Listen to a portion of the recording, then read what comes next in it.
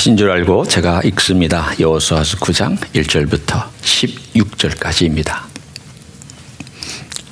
이 일 후에 유단 서쪽 산지와 평지와 레바논 앞 대해 연안에 있는 헷사람과 아모리 사람과 가나안 사람과 브리스 사람과 히위 사람과 여부스 사람의 모든 왕들이 이 일을 듣고 모여서 일심으로 여호수아와 이스라엘에 맞서서 싸우려 하더라. 기브온 주민들이 여호수아가 여리고와 아이에 행한 일을 듣고 꾀를 내어 사신의 모양을 꾸미되 헤어진 전대와 헤어지고 찢어서 기운 가죽 포도주 부대를 나귀 위에 싣고 그 발에는 낡아서 기운 신을 신고 낡은 옷을 입고 다 마르고 곰팡이가 난 떡을 준비하고 그들이 길갈 진영으로 가서 여호수아에게 이르러 그와 이스라엘 사람들에게 이르되 우리는 먼 나라에서 왔나이다. 이제 우리와 조약을 맺읍시다 하니 이스라엘 사람들이 히위 사람에게 이르되 너희가 우리 가운데 거주하는 듯하니 우리가 어떻게 너희와 조약을 맺을 수 있으랴 하나 그들이 여호수아에게 이르되 우리는 당신의 종들이니이다 하며 여호수아가 그들에게 묻되 너희는 누구며 어디서 왔느냐 하니 그들이 여호수아에게 대답하되 종들은 당신의 하나님 여호와의 이름으로 말미암아 심히 먼 나라에서 왔사오니 이는 우리가 그의 소문과 그가 애굽에서 행하신 모든 일을 들으며 또 그가 유단 동쪽에 있는 아모리 사람의 두 왕들 곧 헤스본 왕 시훈과 아스타롯에 있는 바산 왕 옥에 행하신 모든 일을 들었음이니이다. 그러므로 우리 장로들과 우리나라의 모든 주민이 우리에게 말하여 이르되 너희는 여행할 양식을 손에 가지고 와서 그들을 만나서 그들에게 이르기를 우리는 당신들의 종들이니 이제 우리와 조약을 맺읍시다 하라 하였나이다. 우리의 이 떡은 우리가 당신들에게로 오려고 떠나던 날에 우리들의 집에서 아직도 뜨거운 것을 양식으로 가지고 왔으나 보소서 이제 말랐고 곰팡이가 났으며 또 우리가 포도주를 담은 이 가죽 부대도 새 것이었으나 찢어지게 되었으며 우리의 이 옷과 신도 여행이 길었으므로 매우 길었으므로 낡아졌나이다 한지라 우리가 그들의 양식을 취하고는 어떻게 할지를 여호와께 묻지 아니하고 여호수아가 곧 그들과 화친하여 그들을 살리라는 조약을 맺고 회중 족장들이 그들에게 맹세하였더라. 그들과 조약을 맺은 후 사흘이 지나서야 그들이 이웃에서 자기들 중에 거주하는 자들이라 함을 들으니라. 아멘. 며칠 전에 저희 집에서 일어났던 일입니다. 제 아내가 거라지에서 공방을 하고 도자기를 만드는 공방을 하고 있는데 마침 이렇게 거라지 문이 이렇게 열려 있는데 그 사이로 비둘기 한 마리가 기어서 정신없이 들어오더니 그 구석 코너에 아주 그야말로 몸을 숨기듯 그야말로 그냥 뭐라 그럴까요? 우리 표현으로 하면 떨면서 거기에 있었습니다. 제 집사람이 어떻게 할 줄을 몰랐습니다. 벌레도 막 뭐라고 하는 사람이 이 비둘기를 어떻게 합니까? 그래서 저를 이제 불렀습니다. 얘 좀 어떻게 좀 했으면 좋겠는데 내보내야 될지 있으라고 해야 될지를 모르겠다고. 그래서 제가 무슨 일인가 싶어서 이렇게 드라이브웨이를 가봤더니 군데군데에 이 비둘기 털이 떨어져 있었습니다. 분명히 고양이가 이 비둘기를 공격했습니다. 그래서 잡고는 아마도 이 비둘기 털을 뜯는 과정 가운데서 이 비둘기가 다행히 탈출을 해서 그냥 엉금엉금 기어가지고 사람이 있는 안으로 들어와서 그리고는 구석대기에 머리를 쳐박고 그러고 있었습니다. 그러니까 이걸 어떻게 처리합니까? 내보내면 고양이 밥이 될 것이고 데리고 있자니 이걸 어떻게 데리고 있어야 될지를 모르겠고 야생 비둘기니까 그래서 일단 그래도 물이라도 주고 양식이라도 좀 주어서 얘가 좀 회복할 수 있으면 회복하면 좋겠다. 그리고는 그 옆에다가 그릇에다가 물하고 조그만 양식을 놔주고는 문을 닫고 그리고는 이제 하루가 지났습니다. 밤에도 저한테 묻습니다. 이제 어떡하지? 그래서 제가 이렇게 얘기를 했습니다. 제가 살아나면 지 날개로 날아갈 수 있을 때까지 우리가 보호해주면 되고 만약 죽으면 그때 가서 처리하면 된다. 내가 볼 때 고양이한테 잡혀가지고 저렇게 털이 뜯길 정도면 오래 가지 못할 싶다. 그러나서 이제 아침에 다시 문을 열고 가봤더니 여전히 거기에 비둘기가 머리를 쳐박고 있었습니다. 오후쯤 돼서 제가 갔더니 이 비둘기가 죽어 있었습니다. 그래서 이제 잘 싸서 이제 버렸죠. 그리고는 이제 제 집사람하고 저하고 이렇게 둘이 마주보면서 그런 얘기를 했습니다. 평소에는 저 비둘기 미워 죽겠는데, 여러분 비둘기 좋아하세요? 네, 평소에 자기 집에 만약 비둘기 똥 싸놓고 막 그러면 아이고 저놈의 비둘기 누가 안 잡아가나 그랬는데, 내 거라지 안으로 보호를 받기 위해서 들어온 비둘기는 특별하더라. 걔가 죽으니까 마음이 정말 뭔가 야릇하게 미안한 마음, 한편으로는 안 된 마음. 그래도 내 보호 안으로 들어왔는데 내가 어떻게 해야 될지를 몰랐지만 그 죽음에 대한 안타까운 마음이 들어서 둘이 이런 얘기를 했습니다. 이게 하나님 마음이 아닐까. 하나님의 보호 안으로 들어온 그 생명과 그 민족과 그 나라를 하나님은 그런 마음으로 보듬어 주시지 않을까. 그런 얘기를 둘이 함께 나누었습니다. 오늘 우리가 읽은 이야기는 그 얘기입니다. 제가 이 이야기를 하기 위해서 하나님께서 예화로 주신 이야기인지도 모르겠습니다.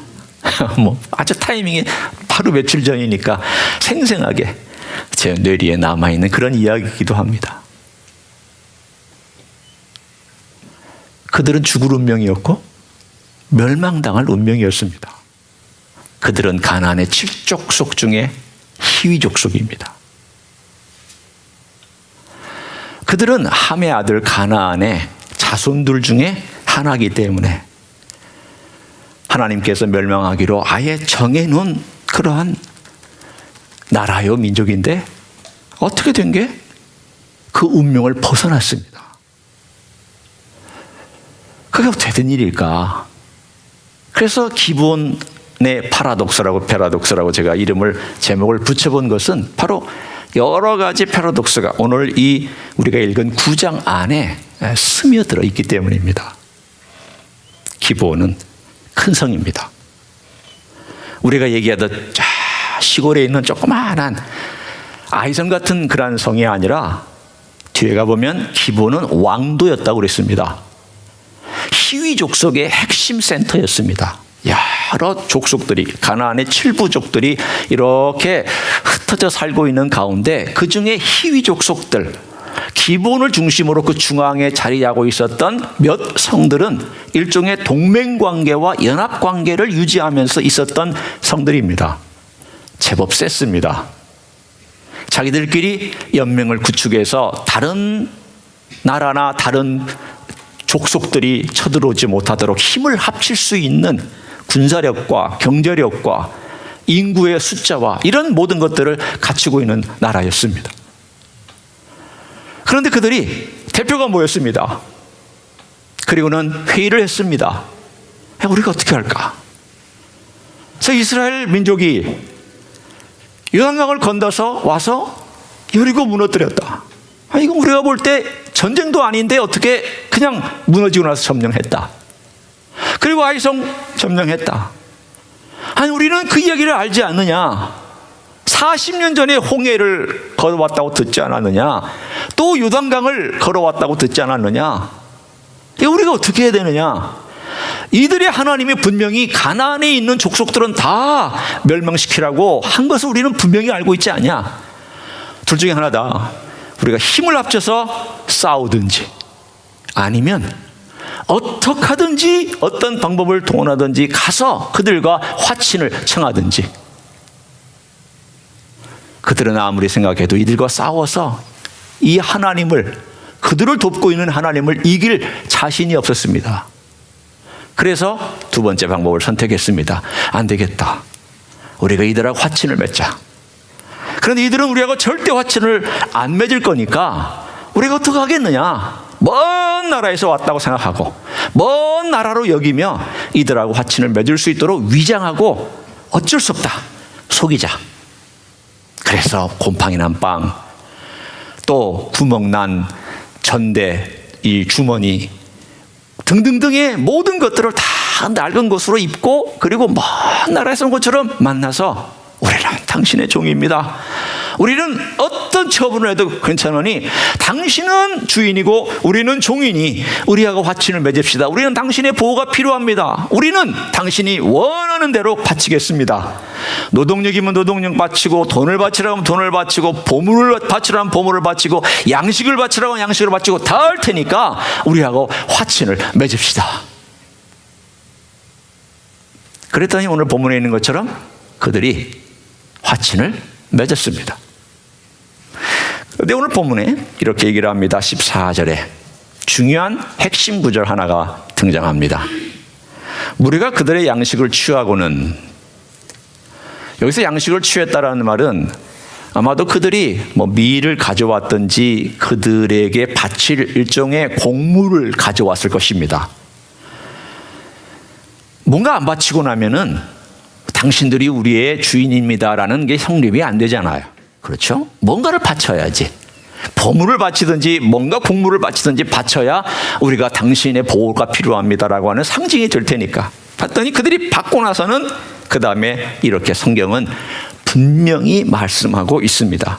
어떻게 할지를 여호와께 묻지 아니하였다. 어떻게 할지를 여호와께 묻지 아니하였다. 여러분, 여호수아가 지금 이것이 첫 번째 이런 사건이 터졌습니까? 여호와께 묻지 아니한 것이 첫 번째 사건입니까? 아닙니다. 벌써 두 번째입니다. 개인적으로 두 번째야 그럴 수 있다라고 하지만, 거대한 하나님의 나라를 위하여서 대표 주자로 서 있고 그 다음에 전쟁을 치르고 있는 상황 속에서의 두 번째 문제는 심각합니다. 첫 번째는 아이성의 문제에 대해서 하나님 아버지 앞에 묻지 아니하고 그냥 3,000명만 보내서 점령해 주십시오. 점령할 수 있습니다. 이들이 가지고 있는 문제를 계속 보여줍니다. 우리가 보고 있는 이 여호수아서는 일종의 전쟁하고 하나님께서 어떻게 그들을 도와주셨느냐 하는 것을 보여주지만, 동시에 전쟁하는 가운데서 이스라엘 민족과 여호수아가 가지고 있는 약점들도 계속 보여줍니다. 이 약점들을 보여주는 이유가 무엇입니까? 바로 우리에게도 그런 연약한 부분과 문제점이 있다는 것을 드러내주기 위해서입니다. 한번 어떤 문제점이 있는지 볼까요? 아간의 죄는 하나님의 물건을 도적질한 죄요, 강도질한 죄입니다. 이게 내 거다, 이건 내게 속했다, 그것 훔쳐갔습니다. 강도죄입니다. 아이성 앞에서 하나님께 묻지 아니하였습니다. 오만했습니다. 까짓것 3,000명이면 그냥 끝납니다. 교만했습니다. 오만죄입니다. 세 번째는 하나님께 묻지 않았습니다. 이거 작은 문제요. 겉으로 보이는 것만 보고는 판단해 버렸습니다. 태만죄입니다. 우리의 삶 가운데서 하나님의 것을 도적질하거나 하나님에 의지하지 않냐고 오만해서 까짓것 그런 건 내 힘으로 할 수 있습니다라고 말하거나, 혹은 어떤 문제 앞에서 태만하게 기도하고 하나님께 묻지 아니하고 언뜻 보이는 정보와 보이는 지식과 내가 가지고 있는 경험과 내가 있는 모든 판단력 가지고 쉽게 결정해서 이거야 라고 얘기하는 그런 태만죄, 우리의 문제 아닌가요?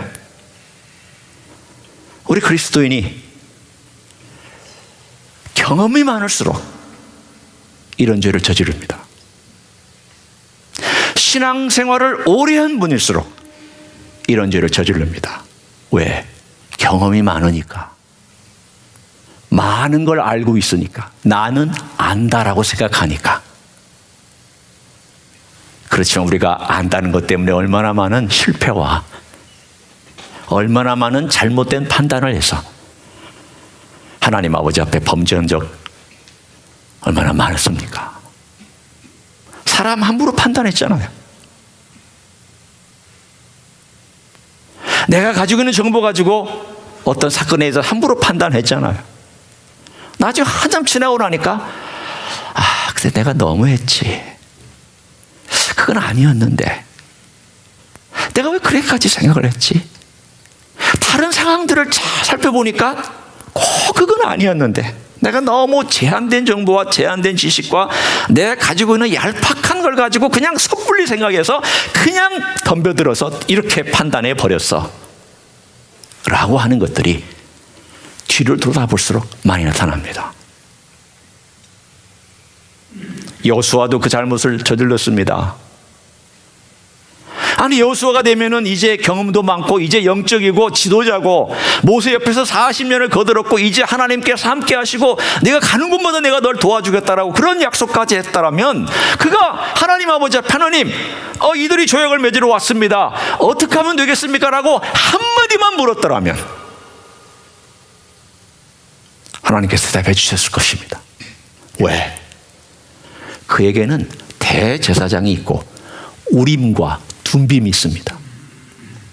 우림과 둠빔은 물어보면 하나님께서 yes, no로 분명해 줍니다.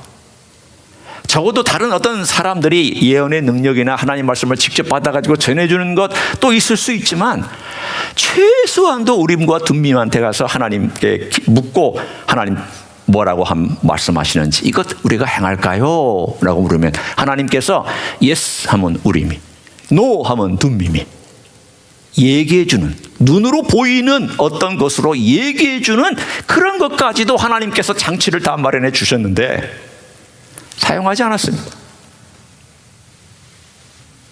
태만죄입니다. 오늘 이 문제 앞에 우리가 어떻게 서야 될까? 잘 보시면 하나님께서 이 문제에 대해서 하나님 조용히 침묵을 지키셨습니다. 속이러 온 이 민족. 그런데 이스라엘 백성들과 지도자들은 그 속이는 것에 대해서 지금 점점 한 발 한 발 빠져들어가서 속는 가운데 화친을 맺을 직전까지 가는 동안에도 하나님은 한마디 말씀으로도 막지 않으셨습니다. 그래 화친 청했습니다. 그리고 나서 3일이 지난 뒤에야 그들이 잘못했다는 것을 알았습니다. 왜 하나님께서는 놔두셨을까요? 왜 그들을 실패하도록 놔두셨을까요? 깨우쳐 주시기 위함입니다.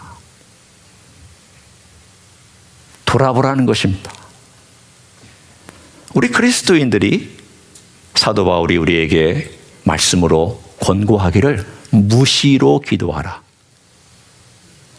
무시로 기도하라는 것은 바로 이런 상황에 해당됩니다. 우리가 어떤 결정을 내릴 때 비록 작은 결정이라 할지라도 하나님 아버지 앞에서 하나님 제가 이런 결정을 내립니다. 하나님의 뜻이면 길을 열어주시고 하나님의 뜻이 아니면 막아주십시오. 하나님 제가 도무지 어떤 결정을 내릴지를 모르겠습니다. 이걸 생각하면 이게 옳고 저걸 생각하면 저것이 옳고 무엇이 하나님의 최선인지를 제가 모르겠습니다. 제가 결정을 내리긴 내려야 되는데 무엇이 최선인지를 제가 모르겠습니다. 하나님 도와주십시오. 제가 내일까지 결정을 내려야 되는데 하나님 제 마음이 어느 쪽으로 쏠려야 될지 어떤 결정을 내려야 될지 그리고 어떤 길을 선택해야 될지를 알려주십시오. 또는 오늘 아주 평범한 만남이지만 하나님 제가 오늘 누구를 만나기로 되어 있는데 제가 그분과 함께 만나기로 한 12시의 약속 하나님 제가 그분과 함께 보내는 그 시간 동안에 주님이 동행해 주시고 임재로 함께 해 주십시오. 여러분 그 만남이 기적이 될지 어떻게 알아요? 그 만남이 제 삶을 놀랍게 변화시키는 그런 기회가 될지 어떻게 알아요? 우리의 삶의 모든 순간마다 무시로 기도하라는 것은 바로 그런 것을 의미합니다. 24시간 기도해라 그 뜻이 아니라 스타카토처럼 똑똑똑똑 떨어져 있긴 하지만 순간순간마다 하나님 아버지 앞에 기도의 마음으로 살아가고 묻고 그 음성을 따라가려고 마음을 준비하고 살아가라. 그럼 주님께서 인도하시지 않겠습니까? 오늘 우리의 삶 속에서 여호수아가 빠져들어갔던 오류, 여호수아가 쉽게 속았던 그 오류, 우리는 과거에도 빠졌지만 이제는 빠지지 않고 우리 주님과 함께 대화하면서 자꾸 물으십시오. 물어서 손해볼 거 없습니다. 이건 제 아내가 늘 저에게 하는 말이에요. 남자들은요, 안 물어봐. 고집스럽게 자기 마음대로 해. 그리고는 아내가 별로 원치 아니한 거 해놓고는 자기는 최선을 다했다고 막 우겨. 나 최선 다했어. 그런데 아내는 자기 원하는 걸 안 해줬으니까 마음이 불편하고 힘들어. 물어봤더라면 좋았겠죠. 정말 당신이 원하는 게 뭐야? 당신이 나에게 원하는 게 뭐야? 물어봤더라면 관계가 아름답게 되고 대화가 되고, 그런 관계 속에서 깊어지는 대화를 유지해 가면서 살아갈 수 있잖아요. 왜 하나님께 안 물어보시는 거죠? 왜 주님께 부지런히 묻고 주님께 부지런히 찾아가고 주님께 서 있는 자리에서, 일하는 자리에서, 운전하는 자리에서, 설거지하는 자리에서, 그리고 내 삶에 어떤 위기가 닥친 자리에서 왜 안 물어보시는 거예요? 그냥 본능적으로 왜 내 성질대로 한국 사람들 뭐든지 빨리 결정하고, 그리고 나서 하나님, 제가 부족해서 그래요. 아니, 하나님이 여러분 부족한 걸 모르시나요? 하나님이 우리의 부족함을 모르시나요? 우리는 변명하는데 너무 익숙해요. 하나님, 제가요 지혜도 없고요, 제가요 지식도 없고요, 제가 너무 기질적으로 성질이 빠르고요. 변명은 잘하는데 그럼 더 바꿔야지. 내가 지금 바꿀 수 있도록 여러 번 기회를 주고 있는데, 여러 번 수십 번 기회를 주고 있는데, 너는 그때만 되면은 네 성질대로 하고는 나중에 하나님, 제가 성질이 이래서요라고 변명만 하더라. 여러분, 우리가 그런 나중에 꾸중을 받지 않아야 되잖아요. 여호수아는 하나님 아버지 앞에서 자기가 하나님께 묻지 아니한 것에 대하여 대가를 지불하면서 이렇게 하나님 아버지 앞에서 화친을 맺은 것을 해결해 가기 시작합니다. 백성들이 원망합니다. 막 들끓습니다. 당신이 어떻게 이렇게 해가지고 우리가 차지해야 될 땅을 못 차지하게 하고 이들을 살려둬서 이렇게 문제가 생깁니까? 막 백성들이 하니까, 여러분 같으면 이런 상황 속에서 지도자면 어떻게 하겠습니까? 내가 잘못했구나. 하나님께 진작에 물었어야 되는데 못했구나. 그리고는 그래도 늦은 그때에 하나님께 묻고 해결책을 찾지 않겠습니까? 그 해결책이 뭐였습니까? 그래, 우리가 하나님의 이름으로 조약을 맺었으니 비록 속아서 맺은 조약이지만 이거 되돌릴 수 없다. 하나님의 이름이 걸린 것이기 때문이다. 그러나 이 해결책을 위해서 그들은 하나님의 성소에서 물을 길어오고 장작을 패는 노예로, 국가의 노예로 그들의 운명은 그 길로 걸어가도록 하자. 그랬더니 백성들이 다 그것을 받아들였습니다. 자기들이 할 일을 대신해주는 그러한 종들을 얻었으니까 한편으로는 해결책이 된 거죠. 하나님께 물어야 됩니다. 해결책 찾아야 됩니다. 물으면서 하나님께 자꾸 찾아야 됩니다. 자꾸 물으셔야 됩니다.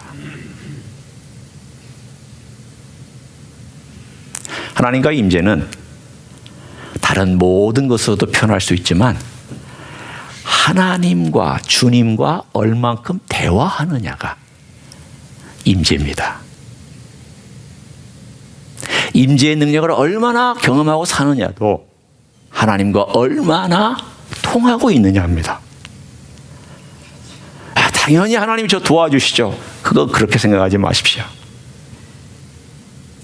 하나님과 대화하셔야 돼요. 물으셔야 돼요. 들으셔야 돼요. 따라야 돼요. 오늘 이것이 기브온의 딜레마입니다.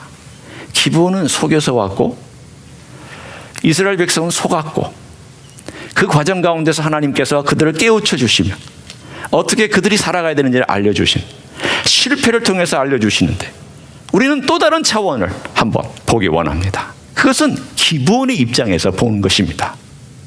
자, 이 기브온이 왜 그 일을 행하였느냐, 이미 제가 간략하게 요약하는 가운데서 얘기를 했지만 이 기브온이 행하였던 이야기를 그들의 입장에서 한번 우리가 본문을 통해서 살짝 살펴보기를 원합니다. 중요한 핵심 구절이 있습니다.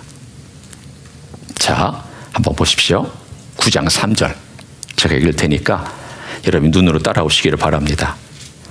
기브온 주민들이 여호수아가 여리고와 아이에 행한 일을 어떻게 하였다고 그랬습니까? 듣고. 자, 9절로 제가 넘어가서 읽습니다. 그들이 여호수아에게 대답하되 종들은 당신의 하나님 여호와의 이름으로 말미암아 심히 먼 나라에서 왔사오니 이는 우리가 그의 소문과 그가 애굽에서 행하신 모든 일을 어떻게 했다고 되어 있습니까? 들으며. 10절 또 그가 요단 동쪽에 있는 아모리 사람의 두 왕들 곧 헤스본 왕 시혼과 아스타로스에 있는 바산 왕 옥에게 행하신 모든 일을 어떻게 했다고 되어 있습니까? 들었다라고 되어 있습니다. 오늘 이 9장에 나와 있는 기브온의 입장과 기브온의 이야기를 이해하는 가장 중요한 핵심 단어 중에 하나가 들었답니다. 여러분이 이야기를 읽으면서 우리가 그 전에 살펴봤던, 몇 주 전에 살펴봤던 이야기가 생각나지 않습니까? 누구의 이야기요? 기생 라합의 이야기가 비슷합니다. 기생 라합이 왜 스파이 두 사람을 도와줬습니까?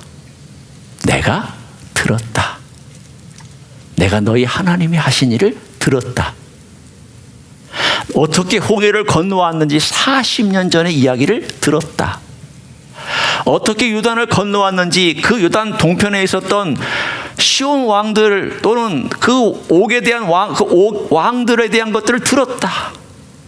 그리고 어떻게 너희들이 요단강을 건너왔는지를 들었다. 너희 하나님이 어떤 하나님인지를 내가 들었다. 그들은 본 거 아닙니다. 그들은 증거를 갖고 있었던 것도 아닙니다. 그들은 과학적인 데이터를 수집한 것도 아닙니다. 그들은 자기 눈으로 확인한 것도 아닙니다. 듣기만 했는데도 불구하고 그들은 하나님을 두려워했습니다. 오늘 그들은 왜 찾아와서 노예가 되기로 스스로 자청했느냐? 두려움 때문입니다. 두려웠기 때문입니다. 오늘 그들이 두려웠던 것은 이스라엘 민족을 두려웠던 게 아닙니다. 이스라엘 민족을 두려워한 것이 아니라 그 이스라엘 민족 위에 역사하고 있었던 하나님, 오늘 본문에 얘기하고 있지 않습니까? 당신의 하나님 여호와의 이름으로 말미암아, 당신의 하나님 여호와의 이름으로 말미암아 우리가 그의 행하신 일을 들었기 때문에 이렇게 화친을 청하기 위해서 왔습니다. 들었다라고 되어 있습니다. 건강한 두려움은 하나님의 보호를 요청하는 행동으로 이어집니다. 근데 묘합니다. 우리는 그 파라독스를 읽을 수 있습니다.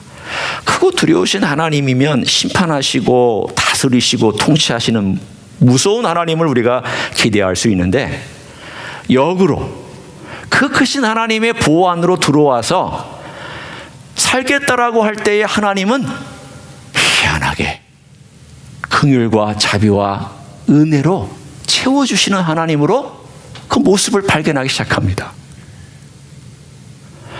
처음 예수를 믿을 때 지옥이라고 하는 두려움 때문에, 미래에 대한 그 불확실성 때문에, 그리고 심판받고 영원히 어떻게 될 것 같은 두려움 때문에 예수 그리스도를 찾았던 사람이라 할지라도 그 안에 들어오고 나면 하나님이 이런 분이시구나, 은혜로우신 분이구나 라는 걸 깨닫기 시작합니다. 파라독스입니다. 하나님의 보호 안으로 들어온 이 기브온 족속들을 하나님께서 품어주셨습니다. 운명이 바뀐 겁니다. 멸망당해야 될 운명이요, 죽어야 될 운명이요, 이 지구상에서 살아야 될 운명이요, 우리의 신학적인 얘기로 얘기하면 지옥에 갈 운명인데 불구하고 이들의 운명이 바뀌어서 하나님 백성이 되고 하나님의 공동체 일원이 되고 하나님을 섬기는 자가 되고, 그래서 이들을 통하여서 미래에 소망을 준 이야기가 되었습니다. 이들의 이야기의 후속타를 제가 잠깐 들려드립니다. 이들은 어떻게 되었을까? 이들이 종이 되었고 노예가 되었으면 우리가 생각할 때, 에이구, 자유롭게 그냥 살다 장렬하게 죽지 뭐 노예로 그렇게 살아남았을까? 자, 여러분은 어떤 판단을 내리시겠습니까? 자, 하나님이 여기 계셔. 내가 옛날에 살던 식대로 살다가 장렬하게 죽지, 그렇게 사시겠어요? 아니면 내가 비록 하나님의 나라의 노예가 되더라도 나는 하나님을 두려워하며 섬기며 살아야 되겠다라고 결정하시겠습니다. 이들이 하나님 나라의 노예가 되겠다고 결정을 했습니다. 그들은 물을 깃고 장작을 패는 노예였습니다. 그런데 얼마 지나지 않아서 다윗 시대에 30명의 용사가 있습니다.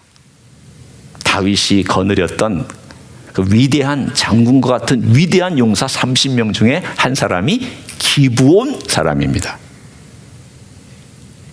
그리고 다윗 시대에 하나님의 성막이 머물러 있었던 곳이 기브온이라고 하는 바로 이 성입니다. 성막이 머물러 있었습니다. 그리고 솔로몬이 1000번제를 드리면서 기도를 드렸던 그곳이 바로 기브온입니다.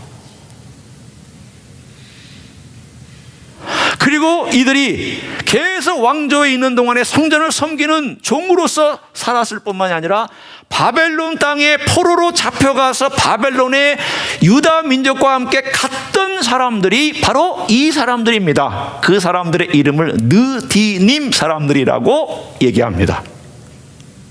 이들이 바벨론 포로에서 스룹바벨과 함께 돌아올 때, 5만 명이 돌아올 때 그 일부가 느디님 사람들입니다. 에스라가 8,000명이 돌아올 때 같이 돌아왔던 사람들의 일부가 느디님 사람들입니다.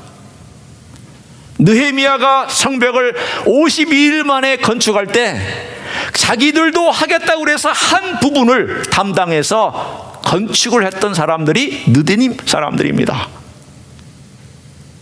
적어도 성경의 구약에 기록된 기록만 봐서도 1000년 동안 그들은 하나님의 공동체의 일원으로서 섬겨왔습니다. 저는 그 이야기를 늘 생각할 때마다 구약에도 복음이 있구나, 신약에만 복음이 있는 게 아니구나, 구약에도 구원받지 못할 수도 있었던 그 이민족들이 어떻게 하나님 백성이 되어서 하나님을 섬길 수 있게 되었을까? 비록 제한적이지만 하나님께서 그 멸망받을 자들을 구원하셔서 하나님의 백성의 일원으로 만들으신 이야기가 꼭 우리 이야기 같고 내 얘기 같고 우리 모두의 이야기 같아. 예수님의 십자가 때문에. 과거에는 공동체라고는, 이스라엘 공동체라고는 제한된 공동체 안에 들어오는 것만이 구원이었고 그들과 함께 사는 것만이 구원이었지만, 그러나 이제는 모두에게 하나님께서 열어젖히고 누구든지 내 아들 예수 그리스도 이름을 부르는 자는 구원을 받으리라. 하나님께서 먼저 시작하시고 하나님께서 먼저 열어놓으시고 하나님께서 그 이름을 부르는 자는 구원을 받겠다라고 펼쳐놓으시고, 그리고 나서 그 놀라운 구원의 자리로 나온 자들이 여러분과 제가 사실은 구약시대의 기브온 같은 사람들입니다.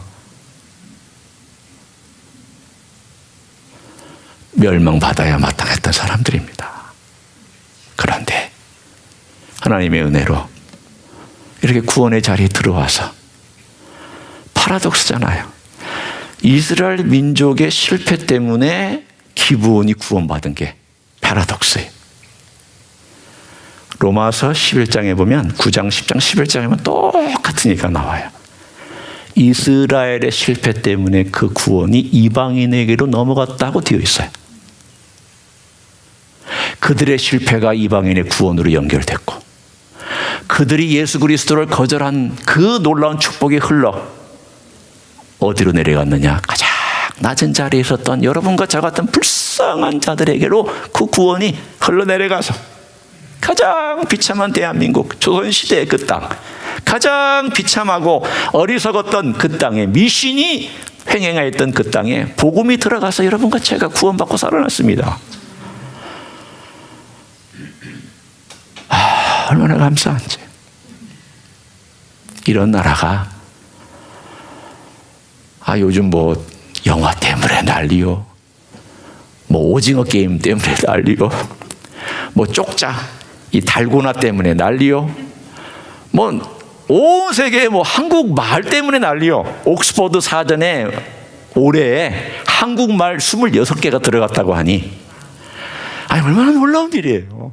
세상에 저 밑바닥에다가 저 위까지 하나님께서 올리시는 과정 가운데 있잖아요. 저를 가만히 생각해 보면, 하나님께서 대한민국의 그 빠릇빠릇한 빨리빨리한 성격도 사용하시나 보다, 그래서 그냥 쫙쫙쫙쫙 올리시나 보다라고 생각하지만, 여러분 이제 우리가 곰곰이 생각하셔야 돼요. 이게 하나님의 은혜예요. 그렇지만 전적으로 하나님의 은혜지만 우리는 다시 한번 생각하면서 이 은혜 안에서 우리가 살아갈 때 어떻게 살아가야 할까? 어떻게 주님의 임재와 주님의 은혜를 내 삶 가운데서 진짜로 실천하며 살아갈 수 있을까? 나를 그 은혜에 넣어주셨는데 내가 어떻게 해야 정말 성심성의껏 주님을 섬기며 살아갈 수 있을까? 내가 여호수아라면 물으라고 하나님 말씀해 주신 거고, 내가 기본이라면 내가 너를 품는다라고, 네가 나를 두려워해서 찾아와서 내가 품어줄게라고 하나님 말씀하시고, 하나님은 넉넉히 품으실 수 있고, 하나님은 넉넉히 지혜를 주실 수 있고, 하나님은 넉넉히 모든 일들을 우리를 통하여 하실 수 있는 하나님이신 줄로 믿습니다. 그런 주님 앞에 오늘 또 나아가는 여러분 되시기를 예수님의 이름으로 간절히 축원합니다. 동성으로 기도하시겠습니다.